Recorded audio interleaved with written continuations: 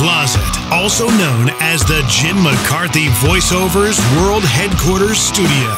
This is the JMVO Weekly Primer. Please subscribe, rate, and comment via jimmccarthyvoiceovers.com/podcast. This is the JMVO Weekly Primer, episode number 29. The JMVO Weekly Primer is about making your life better through marinating your mind in good stuff. My name is Jim McCarthy, owner, operator, and chief bottle washer at jimmccarthyvoiceovers.com. I believe that as business owners, entrepreneurs, and overall salespeople, we are bombarded by negativity every day, and it's the last thing we need.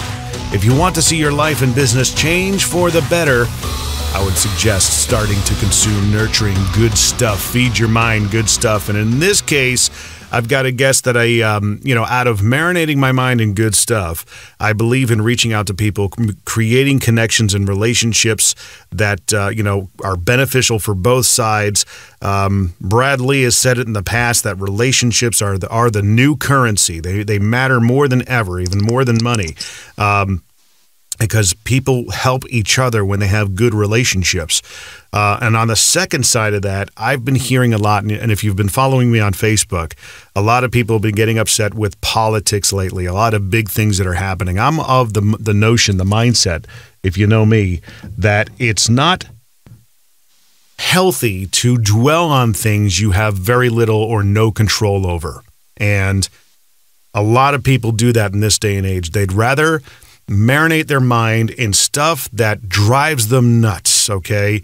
When Obama got elected, I had friends that completely let him live in their headspace rent-free. And on the flip side of that, when Trump got elected, the same effect. I tell people all the time, I have news for you. These guys don't know who the hell you are, okay?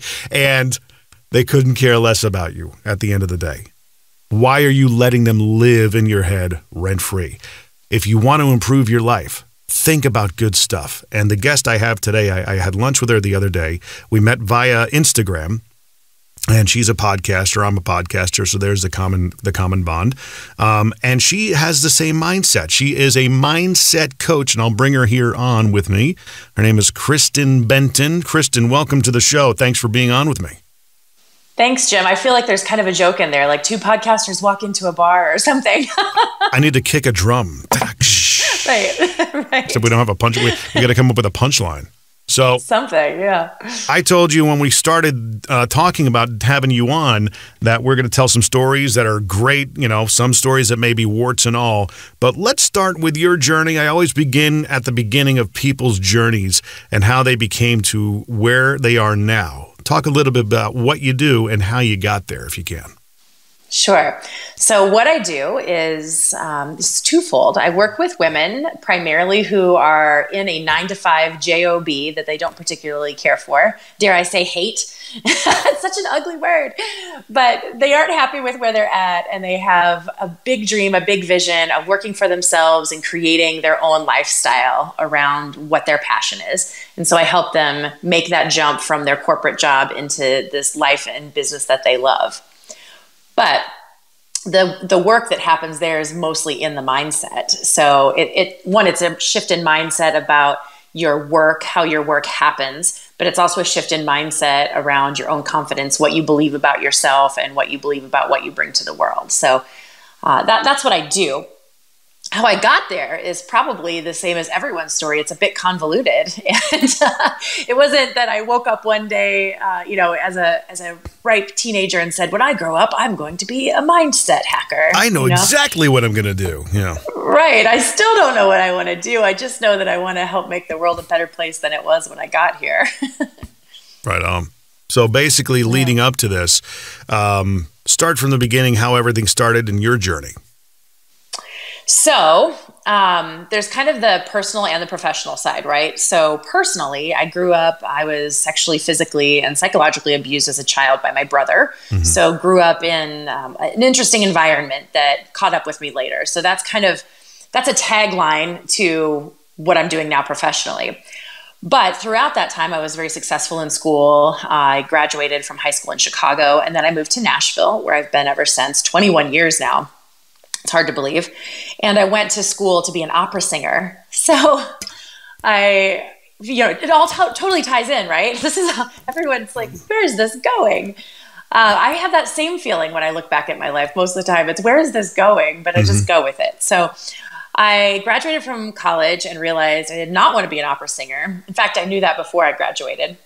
And like all ripe young 20-somethings, I decided to start a consulting business because I had so much wisdom and knowledge to offer the world. But people believed that I did. So that business was actually really successful and landed me a full-time job with one of my clients who happened to be the Nashville Symphony. Mm-hmm. At the time, they were building the Symphony Center, the $136 million project. And so they brought me on and I helped manage that project from the symphony side of things, which ironically is where I met my husband. So he was the contractor for the job, and he always says that the lengths he goes to keep customers happy. Yeah. Look, I'll marry you. For crying out loud. I'll marry you. Just don't charge me liquidated damages or whatever. But but throughout that process, I had a boss who was, oh boy, a handful. And I ended up leaving that job because of that boss. And it ties into a lot of the work that I do with my clients around setting boundaries and advocating for yourself. I left that job and then found myself in 2 months worth of job hunting, which is soul-sucking, miserable stuff, and ended up working in insurance for the CEO of a large insurance company. I ended up staying in that industry for 15 years and moved up into senior project management. When they had big, complicated projects, they would bring me in, and that's kind of where I ended up living.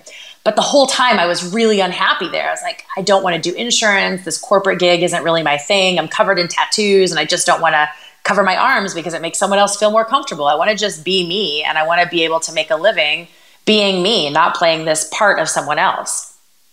So as I'm cultivating and really finding a lot of success in this corporate world, I always had a little business going on the side, something. And I dabbled in, the network marketing stuff, and that wasn't really what I wanted to do. I wanted something that was truly, completely, and wholly mine. While all this is happening, of course, then I've gotten married and now I have kids. And it was after my first daughter was born that really I think is the launching point to where I am now. Because I'm a type A, very competitive. I want to win at everything. And so when I was pregnant with my first child, I think I somehow decided that I was going to win at gaining the most weight. And I'm happy to report that I did it. I gained so much weight, but I was really unhappy about that after she was born. So I was looking for all these ways to get back to feeling human again while I'm exhausted with this baby and adjusting to working and being a new mom and the changes it brings about in your marriage and relationship. And a friend of mine said, hey, my wife is hula hooping. You might like that. And I thought, aha, something that's just weird enough, I'll totally do it. I got myself a hula hoop and I started hula hooping. I ended up losing 40 pounds hula hooping. Wow. Yeah. And other people kept asking me, how did you do this? How are you losing this weight? And I said, well, with a hula hoop. And they were kind of like, with a hula hoop? And it seemed appealing to them because they didn't want to go to the gym. They didn't want to do the traditional stuff, just like I was looking for something else. So, as you start to care more about your health and see results in that area, you start looking at other ways to be more healthy and change it as a lifestyle. So I got more interested in the food that I ate and the food I fed my family, and it kind of snowballed from there. I got in such good shape that obviously the most natural thing that could happen next is I get pregnant again. I looked so good. And apparently my husband agreed. So I got pregnant again. And I know, right? Darn it. And so I gained not as much weight, but I knew when she was born that I wanted once again to have that feeling about myself, that confidence of being healthy and being strong. So I picked my hula hoop back up, but because so many women had been asking me what I was doing, I decided, because I'm me, I'm going to make this a business. Entrepreneurial DNA, man. It really is. I can't help myself. Everything is a potential successful business, and that's how I see the world. You know that. Yeah. You're like that. Absolutely. Yeah. How do I monetize this? Yeah. How do I do this? Yeah. So I started teaching women, mostly some coworkers, after work in a park. And then, kind of long story long, I turned that into a very successful business. 4 locations. I became a certified fitness instructor, got other certifications, became a master trainer for some fitness companies, started training other instructors, had a team of instructors, lots of stuff going on with that. And that brought me to the attention of a company on the national scale that wasn't so much hula hoop fitness as it was more what we call hoop dance, which is like circus hooping, tricks and things. And through discussions with them, I actually flew out to California and talked to them and said, hey, your company is really great, has a lot of good things going for it, but it's utterly screwed up internally, and I'd like to take it over. How does that sound? And they said yes. So they said yes. 3 months later, I left my corporate job and became a full-time professional, I guess, hula hoop mogul, if you will. Yeah. That's pretty cool. Right. And then, so through that, I got in there. And once I got in, I realized that the woman who owned the company was very reminiscent of the boss I'd had at the symphony.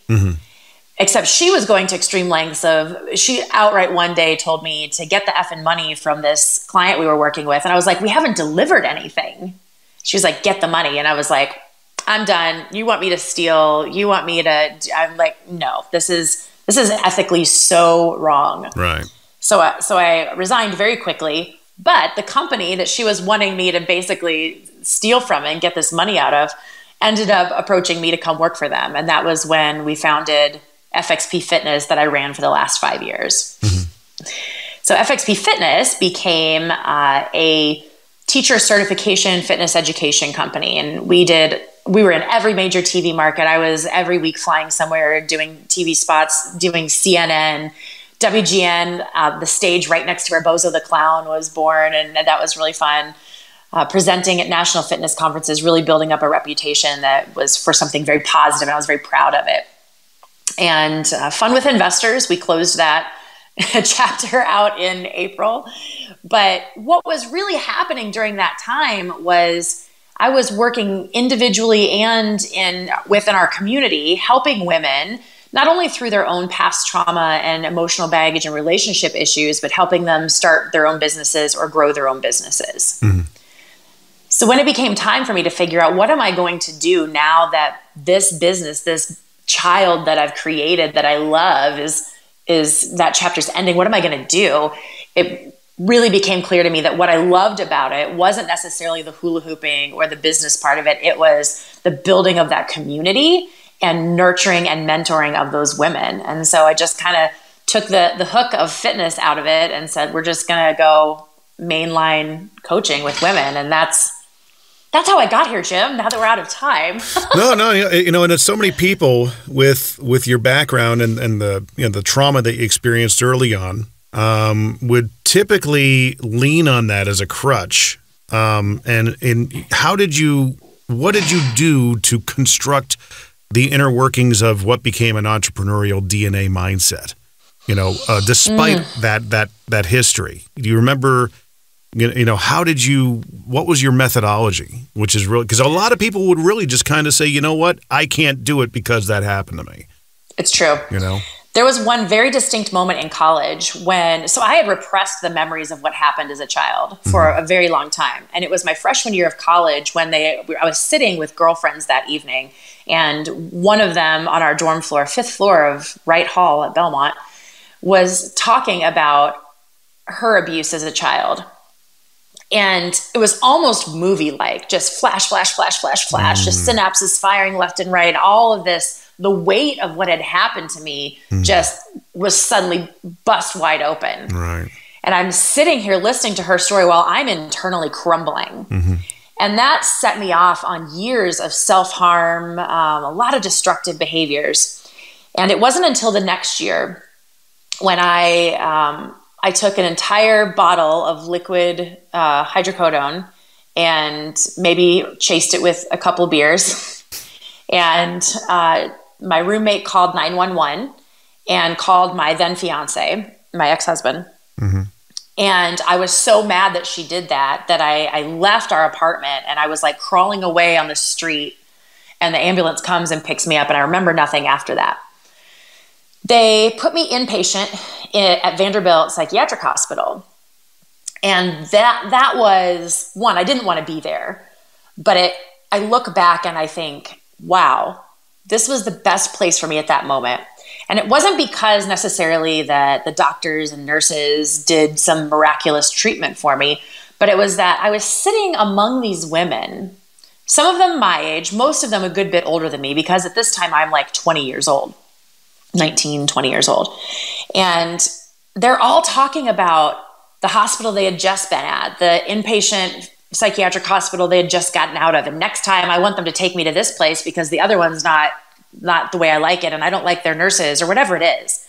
And I'm sitting there at 19 years old looking at these 30-something, 40-something women, and I'm thinking, my God, I want out of here and I want to never come back, ever.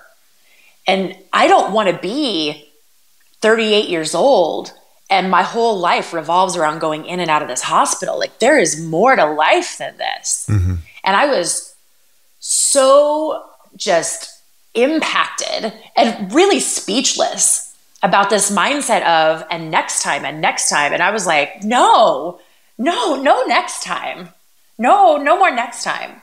And that was a very clear moment for me that I had to make a choice of what my life was going to look like. And it wasn't going to be spent in a psychiatric hospital. Definitely was not. That's not to say that I got out and all of a sudden everything was smooth. Right. Because the road to healing is a long road. But ultimately, what got me, I think, really whole again was, and this sounds so crazy to people sometimes, but it was, I forgave my brother. Because in my heart, I had so much hatred for him. I would think of who did I know that has connections that could kill him? I would literally plan out his death, like in detail. And it was consuming me. Meanwhile, he was denying ever having done anything, never has still to this day had any accountability for it. And he was walking along his life beautifully, like no big deal. And I'm sitting here being tortured. And I thought, this is not right.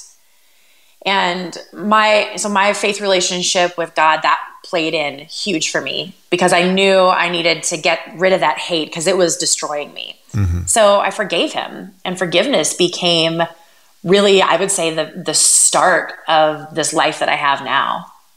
It's amazing that you bring that up. It's, I want to say, I think I've mentioned him several times, Brad Lee, and it just kind of comes up.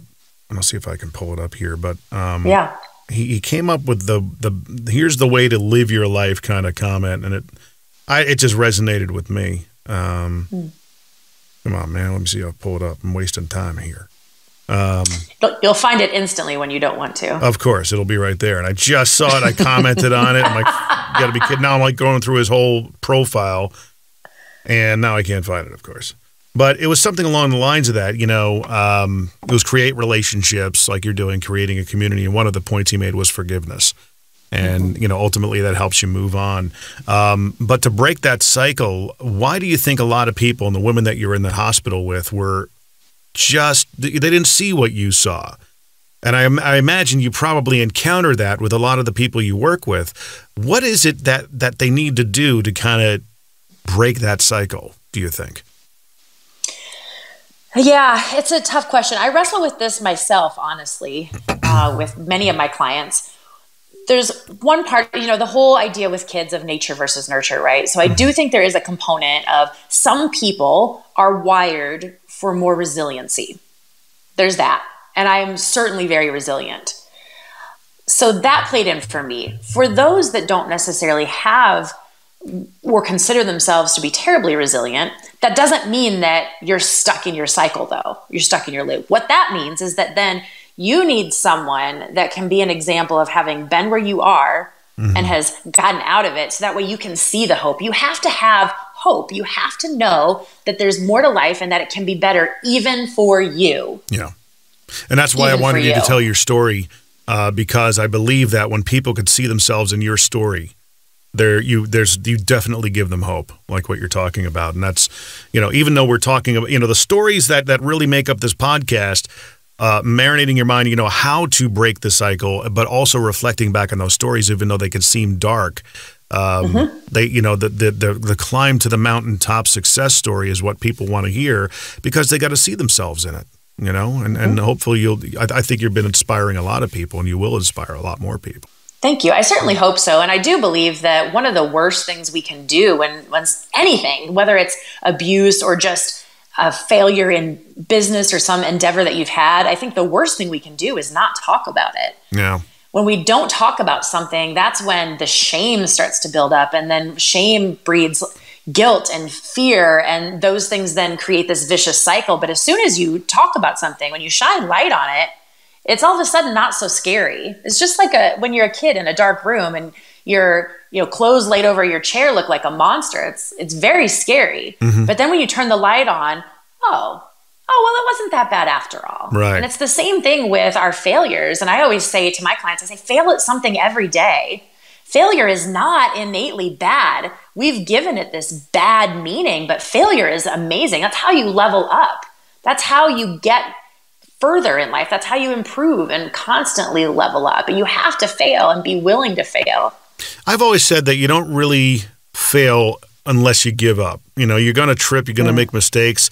Life is made up of a lot of mistakes. That's what creates wisdom, I believe is a saying. And wisdom is created by circumstances, made by our mistakes, successes or failures. And a lot of that wisdom is derived from that. Vaynerchuk, as everybody knows, I'm a huge fan. He talks about spending a lot of time in nursing homes when he was younger. And I look back on my time of life. I actually worked in a nursing home for about 5 or 6 years, worked in dietary. Hello, Ellie. She was my first boss. And it was amazing to be around people in the last part of their life. And it's oddly enough, I married a woman who she spent 5 or 6 years with hospice, being a home health aide. So she really saw the end of people's lives and saw many people die. But it kind of makes you have perspective, and don't write off the people that are, if anything, go visit people in nursing homes and hear their story and listen to their regrets. Because I don't think it's really possible to die without regret. I think everybody's going to have some level of regret, but all of a sudden people at the end of their lives looking back on it, man, if I could do it all over again, I would certainly do this. To share that kind of inspiration, I think that's a powerful tool or tactic to go about doing. Because I remember seeing these people that just in wheelchairs, and what were they? At my age, at 20, at 40, at 6. No one gets out alive, guys. And I hear, right. I see so many people. She was a great friend of mine who told me a couple weeks ago. He's just like, I don't know what else I can do. I'm kind of trapped in my life. I'm okay. I like my job okay, but I don't really want to do anything else. I'm like, man, you're younger than me, man. It's you can restart. It's okay. And you're right. It doesn't have to be something that is failure based, and dwelling on it. You can keep on moving forward with it. A lot of the people that you help, though, what are the common themes that you come across that maybe kind of share that with us if you can? Yeah, common themes, definitely feeling stuck. And I always say stuck is a mindset. Mm-hmm. We're stuck, right? But you're never actually stuck. You're just not willing to make the hard choices that you need to get to the place you want to be. So you can leave your corporate job and start your own business if you want to. Oh, but I have the 401k and the mortgage. It's like you can sell your house. And how badly do you want it? The moment when you want it more than you want the situation you're in, the things that you have, the moment you want that better life and more fulfilling life more than you want, the things that you have, that's when you start moving forward. You have to want it more. You have to want it more than any of your belongings, anything you're attached to, any of the comforts that you currently have. So you're never actually stuck. You're choosing where you're at. And sometimes you have to make extreme and radical choices, actually most of the time. If you're wanting a radically different life, you have to take radical responsibility for your choices, and then you have to be willing to really follow through and stick to it. And Yeah, go ahead. It's basically when the pain of staying the same exceeds the pain of changing. Yeah. And you're talking about a lot of accountability here, making the decision. Would you agree that we're in a culture that kind of passes the buck on that? You know, a lot of people want to blame others and they want to, that's what they concentrate on. I'm in the situation I'm in because of somebody else, not me. It is. And I think that goes along with us being a guilt-based culture. So if I can make this someone else's fault, that alleviates me from carrying the guilt of what's happened. How do you address that with people? You come across a lot of people that have that posture? Mm-hmm. Yeah, it really comes down to when I ask them, okay, you say that you want to leave your corporate job and you want to make your side hustle your main business. What's holding you back? And they say, well, the money. I'm like, how much money do you need to make? Well, I need to make this much money a month. Okay, what does that cover? Well, that covers okay. Can you do it on less? What other sacrifices are you making? Because it's not just it's never a parallel jump from I have this business to, or I have this corporate job to I have this business. You have to be willing to take the few steps back in order to leap forward. And it's really about talking them through it. It's about getting inside their mind and helping them realize that, like, no, I'm actually choosing my comfort over my ultimate fulfillment. Mm-hmm. So it's walking piece by piece through it and saying, if this, then what? And if you don't this, then what? And so when you can break it down into tiny little steps of cause and effect, then you start to see the kind of like the fog lift.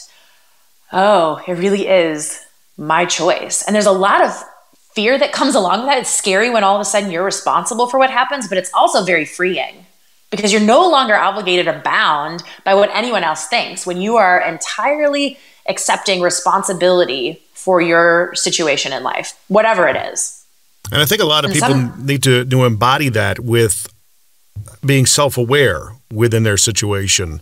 I know some people that, I think the average American's got less than $600 in their savings account. Probably about 70 or 75% of people, something ridiculous like that. Something that nobody ever thinks of, okay? And that's a problem. That's a big problem. And they don't really, they're so used to being in their comfort zones or how their life is, spending their money on unnecessary, damaging things and marinating their mind in stuff they cannot control that does nothing for them but make them just annoyed and pissed off all the time and, just want to be argumentative and right. And I'm going to go on Facebook and put my opinion out there and change nobody's minds because I am right. And that is, you don't have your facts right, that kind of stuff. And it's like, just stop, What do you get out of this? And I always ask that question. What do you get out of feeling like you're just going to be a keyboard warrior? Because you're not changing anybody's minds, man, And no, you're not. No, you're just solidifying other people's positions.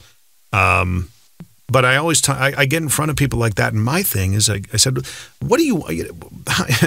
I just cut to the chase. How much money do you have in the bank? And they go, "Well, probably not enough." I said, if your husband or you lose a job, then what?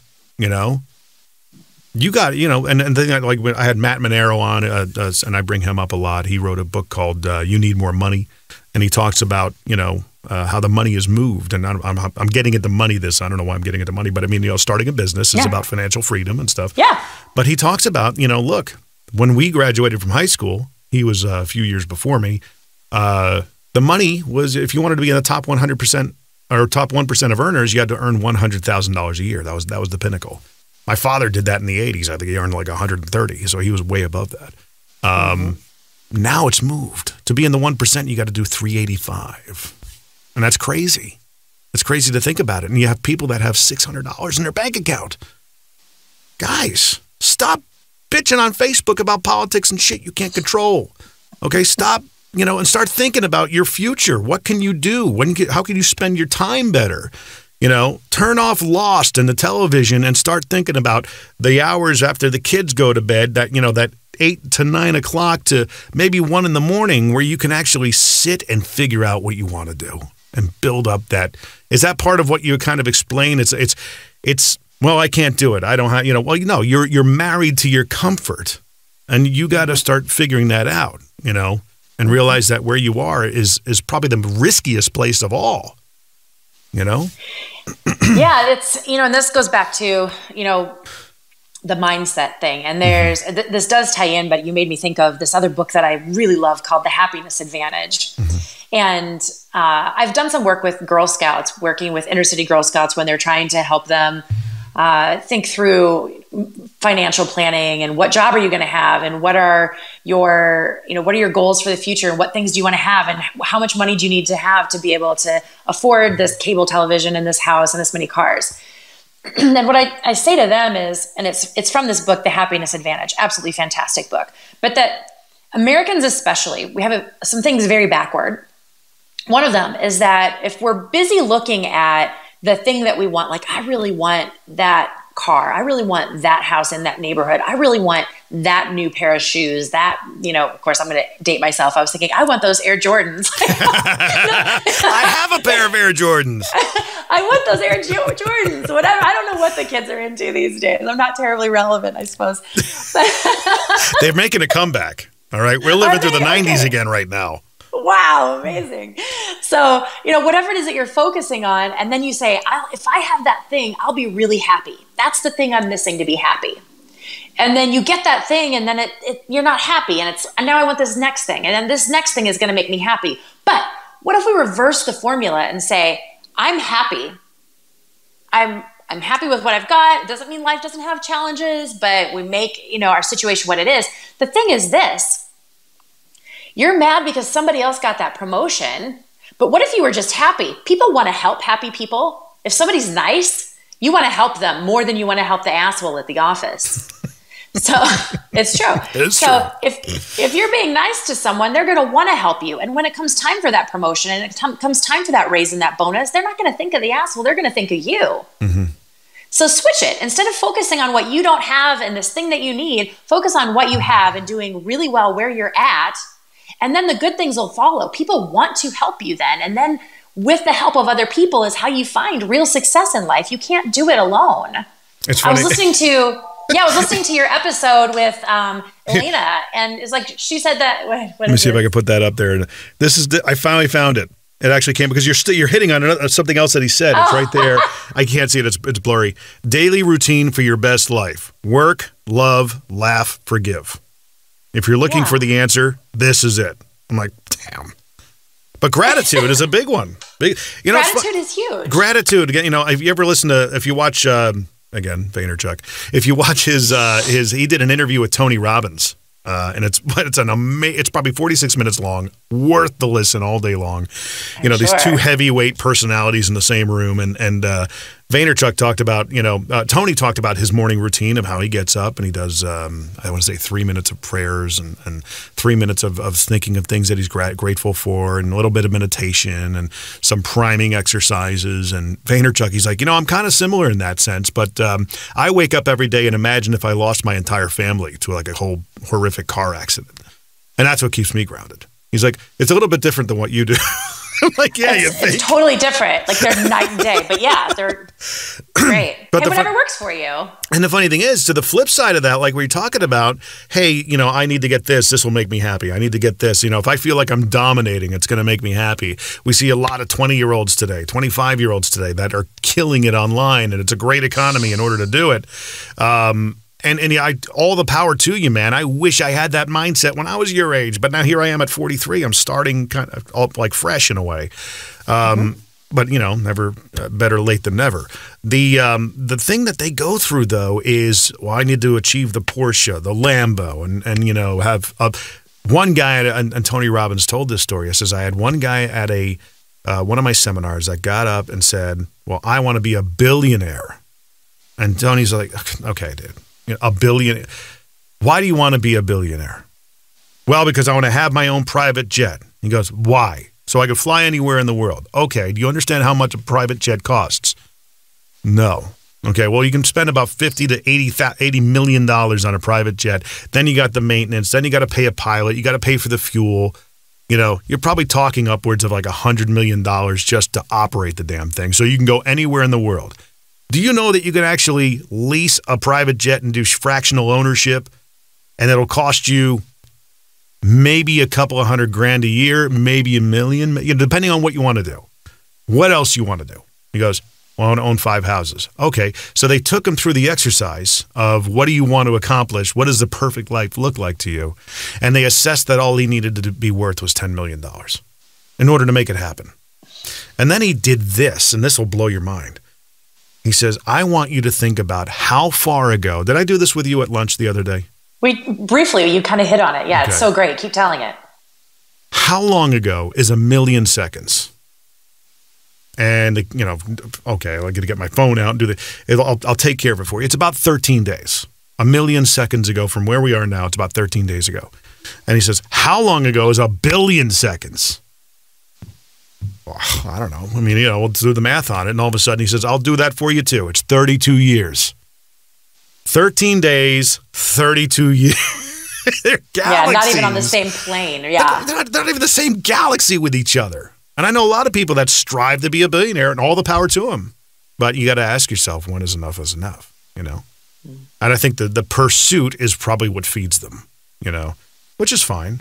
I'm fine with being worth $10 million. I mean, I don't know if that's a bad thing. I think the whole point there, though, is we're all motivated in different ways. And if you need to think about billions to be motivated, great. But I think it's about that grounding is, do you know what you're really, really wanting versus what you're using to motivate yourself? Mm-hmm. Because those things can be different, and that's okay. But it's just keeping yourself realistically present in your life about what you're doing and why you're doing it. Do you think that you ever come across clients who your opinion is that their goals might be a little bit too small? Oh, actually, because I work with women, most of the women I work with, I think their goals are too small. And we talk about that. Is that this is a really cute idea and I don't say it this way, but it's kind of like my internal, sort of patronizing voice says, that's a really cute goal, but you're so much smarter than that. Do you go, aw? Oh, yeah, what a cute goal. But you could crush this. This is a brilliant idea. It comes down to confidence. Yeah. I tell you, that's part of that. You don't believe in yourself enough. The 10X rule. You ever hear that? Yeah. Cardone's book. He wrote it, I don't know, several years ago. Great book. And, his whole situation, my situation is, hey, you want to be worth $10 million someday? Well, then 10X it. Shoot for 100, And the gist behind it is, if you fall short of 100 million, awesome. If you fall short of 10 million, it makes sense. Shoot for shoot for the moon, land on the roof. It does. It does. So. Well, we talked about this at lunch, and it's an exercise I do with my clients too, is I say, what is your virtual sort of vision board? If you were to put together, what are your 5 things that you can say at the end of your life or, in 15, 20 years, what are the ultimate goals in your life? And for me, and we start out very simple. Well, I want to have a house and a couple of kids, and I want them to go to a good school, and I want to retire early. It's like, no. That's the safe goal. What is it you really secretly are afraid to tell anyone because it's so embarrassingly big that you just can't even believe in yourself for it? But what's that thing? That's what I want to know about. Yeah. I would give a TED Talk. I want to be a UN ambassador for women's rights. There's, these are big things. But you know what? You're shooting high. Shoot beyond that. See what else, and what would that look like? Mm-hmm. I totally, you could think, you've done speaking before, right? Absolutely. Yeah. Actually, my battery's lots and lots of it. I love it. But I just, we all have also, I think there's something to be said for going back to your childhood roots. And what was that thing when you were a kid that you saw as your place in the world? And for me, I remember from very, very young age, kindergarten, first grade, second grade, right in there, I have always thought I wanted to change the world and I was going to leave a mark. And not everybody feels that way. And that's not wrong. But that's what I remember about my life, is that I was not meant to live a small life. And I was meant to do something really big and change lives. And that's when I feel most fulfilled, is when I'm working in that place. So I think everyone has that. What is it when you were a kid that just really is, that's what's in your DNA, and that's what you should be doing. And it can look like a lot of different things. Yeah. So what's yours? I ask people all the time. Mine was, probably when I was my son's age, I probably wanted to be Superman. And that might be tough. Awesome. But, that can manifest itself in different ways. Like, it's funny. I hearken back to Matt Monero again. And I asked him, I said, what is your ultimate goal? And, he's got a $150 million a year company. I mean, he's about helping people fix their businesses. But he basically said, and this ties into the Superman thing. I want to be the guy. I want to be the dad that my kids want to call. That I want my kids to want to continue a relationship with me. He said, and he brought up something else. He says, "You ever hear of the book 18 Summers?" And I go, "No." And he says, "Well, it's a great read, and it basically shows you that you only got 18 summers with your kids, so make the most of it." And I'm going, wow. Yeah, you don't think about it that way. But what did I want to do when I was a kid, aside from being, I think when I was 9 years old, I wanted to be Jaws. Yeah. But okay, so the mindset coach in me is going, What is it about Jaws that was appealing?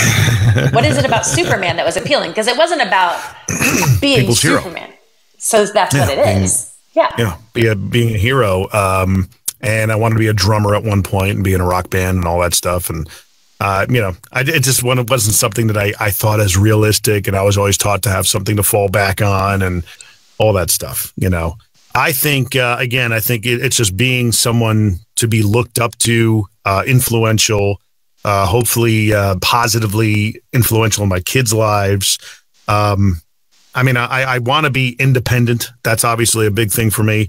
And I'm actually going to get really, really personal with you on my end. And I can't believe I'm actually bringing this up, but I want to get your thoughts on this. And this is me. This is what everybody says. You got to reveal yourself and be open and authentic and raw. I've had a strained relationship with my mother probably since probably before I got married. It's gotten to the point where I'm just, the relationship kind of just degraded and got to the point where we're just, okay, we every time I'm on the phone with you, I'm getting a guilt trip and an obligation story. And when are you going to come see us? This sounds awful. I got to the point where I just don't care anymore. And I feel awful about that, but I don't, psychoanalyze me. Go. Yeah, I think that's okay. Well, it resonates. I have a very strained relationship with my mother. I have had to do a lot of work on setting boundaries with her. And so I think, and actually it's interesting, if you go look at my Instagram the last couple of days, I've been talking a lot about family relationships, specifically those between adult children and their parents. And without knowing too much of your backstory, I would need a little more information to go really deep in this, but just some sort of generic thoughts to throw out there. One is, in our mid-20s, an interesting thing happens, and that is we start asserting ourselves more independently from our parents. If you go to college, a lot of times there's still the obligation of my parents are paying for it, but I'm an adult, and so they're still sort of controlling over me with the money thing. Yeah. But then when that's done, there needs to be a transition from parent-child that becomes more respectful and peer-to-peer of I'm an adult and my parents see me as an adult. And that's ultimately the goal of parents, is to raise people that can be high-functioning, contributing members of society and independent. But then when that happens, some parents have a really hard time with that because it feels now like you're abandoning me. My identity has been tied up in you for so long and in controlling you and making choices for you that now how do I live not being Jim's mom? And that's my whole-time job. So there's some that. And when that transition doesn't happen smoothly, that can create lasting issues forever. Sometimes that can be fixed just from, hey, let's talk about it and call it out together. But sometimes that just doesn't work. And so as the child, it's doing kind of like what you've done, but you have to make some choices and recognize that the behavior I'm getting from my mother, I'm also enabling by tolerating it or going along with it or playing into the game, versus this is that radical responsibility thing. I talk about that a lot, is radical responsibility of, I don't like that she's treating me this way or she's making me feel this way, but no one can actually make you feel any way without you allowing it. Yeah. I mean, one of the situations we had, we went 3 years without talking to each other. And, I get a call from my brother. Well, mom's got a spot on her back. Okay. What do you mean? No, it could be cancerous. Okay. You want me to call her? Well, if you could. Okay. So I called her. I broke the cycle. I was the bigger person. I guess I was the adult in the situation after 3 years of not talking, her missing out on her grandchildren. And the reason why we did it was because she hung up, literally I just got, we would get to these fights on the phone and she'd hang up on me. Mm-hmm. I just got to a point where I'm like, you hang up on me again, I'm done. Okay.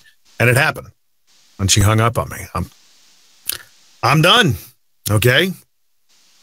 This is going to become a blinking contest now. So the first person to blink, I guess, loses. So I was the first person to blink after 3 years. Called her up, smoothed everything over. And then, inevitably another blowout happens and she hangs up on me again. I'm like, now I'm really done. Mm-hmm. Son of a bitch. Yeah. And again, another honestly situation has popped up again that, well, she's got a lump in her lungs, And mind you, this is a woman who didn't talk to her mother for 10 years, right up until when her mother died. So, I mean, it was behavioral path, it's like, well, hey, you showed me it was okay to do this because you did it to your mother. And there's also baggage with that relationship, but it's interesting, and I'm really surprised I'm talking about this. So congratulations. Well, also, thank you. No, not a problem. Well, so one of the tips that I give that really helps in these relationships where there is a lot of overstepping of bounds and a lot of the emotional guilt and feel that the feelings that your mother is putting on you, because your story just now is literally like my mother and I would, it'd take me like 3 days to recover from a phone conversation, and then it'd be hang up and I wouldn't talk for a while. We went 2 years without talking, and then I was begged to please call and talk to her. So I called and tried to rekindle the relationship. I got, hours of an earful, and then, it was tumultuous at best. And then when my grandfather died, we cut off again. And now we have what I call a functioning relationship, which is, I think that there's value in her and my kids having a relationship with your grandmother. I think that's important. I also am unable to have a tight relationship with her. So how do I make those happen? So anytime you have a relationship that really is tricky like this with boundaries, where the other person, it's a narcissistic behavior. And so I call it be the parrot. And so if she starts in at you on some topic and you just don't want to talk about it, you just say, I'm not going to discuss this. I don't have anything to discuss. And then what they'll do is they'll try and get you to say, why? And this is, I think at lunch I mentioned this, no is a complete sentence.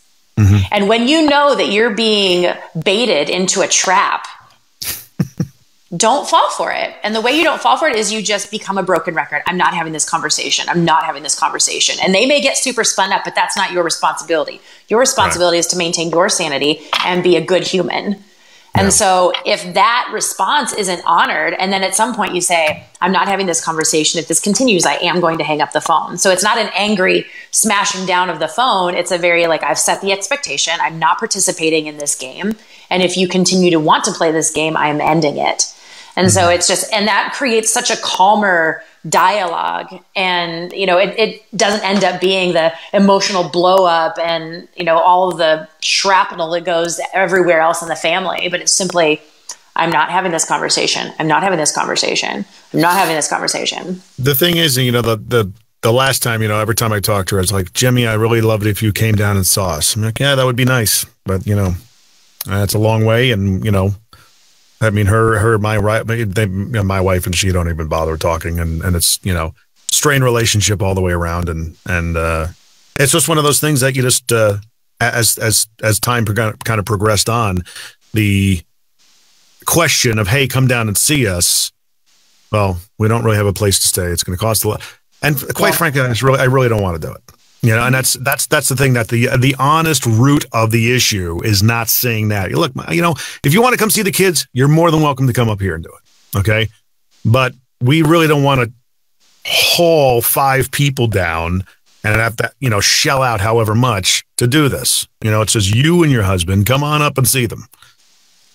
And it's, I don't know. So I think the question I would have for you then is, as much as there's hurt in there, because you're hurt by all that's happened, because it's your mom and you love her and you wish you had a different relationship. That's normal. I don't know. I'll be honest with you. People say, well, you're hurt. I'm like, no, I really don't feel, honestly, I just don't feel anything. You know, the 3 years we didn't talk were blissful. I just, my life was great. No, I get that. I think, do you feel like this? So when I think about it, when I have a hard day, I think, I just want to talk to my mom. But really what's happening in my head is someone that's like a mom, because I feel like I don't have a mom. I feel somewhat orphaned at times. And it's that when I say, I want to talk to my mom, it's not my mom. It's a mom type figure. It's like, I just wish I could talk to my mom right now. And so that's where I get hurt, is it's like, I really wish I had a mom, but I have a mom. Yeah. The other thing that bakes my brain on this is I, God forbid, never want to have that with my own kids. Yeah. That I hope I would be the bigger person to put my pride aside and make the phone call, because I think a lot of that happens. My mom is of the generation that I get respect from you whether I earn it or not. It's just automatically built in. And I'm of the generation of going, no, I'm not going to get on the phone and be berated and guilted and dragged through the mud every single time and made to feel badly about my actions or inactions. You're not earning my respect like that. And hanging up on me does not earn my respect. I'm sorry. That's part of me becoming an adult. So it's basically, I'm trying to keep that in mind and be big enough, because I have a little bit of my father in me, which he was kind of the balance and the grounder of the whole relationship. And he's been dead for 12 years now. So it's, it's one of those things that I got to keep that in mind. And I think my wife will also help me with that, is to own up to when you made a mistake to your kids and say, listen, just know I always love you. I'm sorry for acting that way. It's on me. I'm going to own it. And just trying to keep that same posture and put the pride aside. And I guess I could say the same for myself right now in this relationship with my mom, but I can't do that. Well, there comes a point. That's where I go back to the hurt, though. It's kind of the once bitten, twice shy, right? You've tried it on some levels before, and there becomes a thing of it's not worth it if I know that I'm just going to get more shit back. Right. And it's going to come. It's just going to be part of it is nothing. No one's going to change. She ain't going to change. It's an old dog kind of thing. And do I want to keep on going back for the punt? Do I want to keep beating my head against the wall? And that's ultimately what it turns into. And it's maybe those conversations just need to have. It's like, look, every time, we repair these relationships, it's when there's a dire emergency. Like my brother told me last Friday, call mom. I haven't called her. And this is probably it for her, to be honest, where it's like, she smoked all her life. So now it's coming back to roost. I mean, she made it to 77, 78, so it's still a long life. But it's one of the, not that she's going to be dying anytime soon, but I mean, a lump in the lungs is probably not a good prognosis. Right. So I gotta contend with that, How are you going to feel? I guess what it comes down to is, are you going to have regrets, or are there things that you're going to wish had happened differently when it comes to the end of her life? I think I'm a pretty good realist to put myself in a situation or a scenario and imagine that scenario when it plays out of what I'll feel. Obviously, we can never predict how we're really going to feel until it actually happens. But those 3 years that we didn't talk, I had that posture. She was just not part of my life. And it was one of those things where it was eye-opening, that not only me, I was willing to go 3 years, but she was too, to not make a contact at all. There's that aspect of it. And it's like, look, you're the one missing out, not me. You're missing out on the kids. You're missing out on your grandchildren. You're missing out on a lot of stuff because you had to feel like you were right. And that pride is going to eat you up. And it's one of those, it's almost like a lesson that people have to learn, if they ever do. And if you keep on going back to them, they're never going to learn it. No. Even at that late age, you could chalk it up and say, well, hey, they're not going to change. I'll just be the bigger person. But sometimes you got to marinate your mind in good stuff. Yeah. And doing these kinds of things does not marinate your mind in good stuff. No, it's really tough with family, especially because regardless of, the kind of relationship you have now, it's the person that raised you, and we all have parent-child relationships are so complicated because some of us have, grow up in very broken homes with parents that really shouldn't be parents. And others of us, our parents did, a reasonably fine job raising us. But now as adults, when we become grown-ups and start seeing them as a person instead of a wise, caring adult caretaker, your whole opinion and perspective of them shifts. And that's really, really hard to digest, is that, whoa, my mom is a person and is not a person I would choose to have in my life. It's not someone I would choose to be friends with on a personal level, but this person created me and invested their time and resources into raising me and all the things I did. And now what do I do? But you know what? It was by their choice. It was. They wanted to have children. It's like I wanted to, if my ever kids came back and said, and I started laying again, well, I raised you. Well, that was my choice to raise somebody. I wanted to raise a child. Okay. And you got to own that. That's that's an accountability decision to look back on. You can only control so much of how they're raised and what they're exposed to and what they're going to do. I mean, there might be a time where my kid never wants to talk to me and I can do all I can just to reach out to them, but I can't control how they respond. That's true. And that's something you got to really internalize.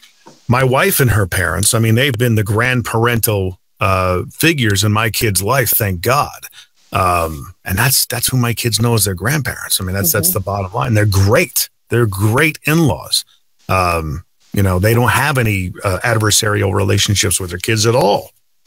One built on, tremendous respect for a reason, so it's just interesting.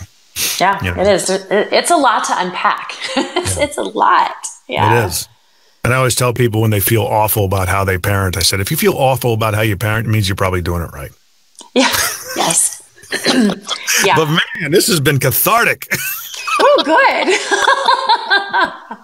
good. Thank you so much for being on the show. We're approaching an hour, I think, at this point. Where can they find you, Kristin? Where can people find more about you and follow you?